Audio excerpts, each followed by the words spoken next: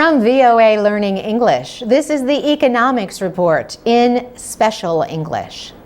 The International Monetary Fund says worldwide growth is weaker than expected because of economic concerns in Europe and the United States.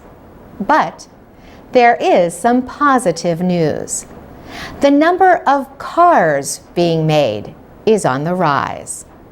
That is a sign that the world's economy is moving in the right direction.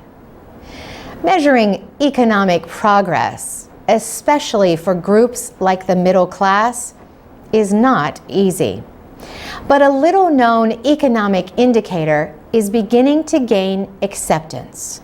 The so-called CAR Index is an attempt to measure the world's middle class based on the number of people who own cars. Experts say that the number of people who own cars in the developing world is rapidly increasing.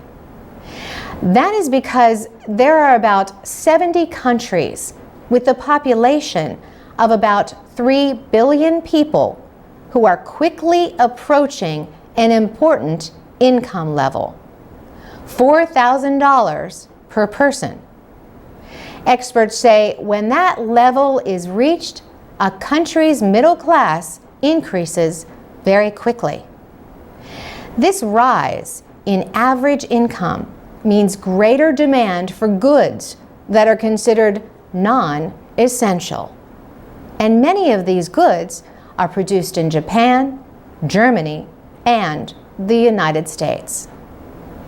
The International Monetary Fund says consumer spending in developed nations has fallen since the economic downturn of 2008. The fund's managing director, Christine Lagarde, points to the debt crisis in Europe and problems in the United States economy as threats to the global economy. Growth could be slower than the IMF had predicted earlier in the year. On the other hand, recent studies show consumer spending in developing countries has increased 3 times faster than in developed economies.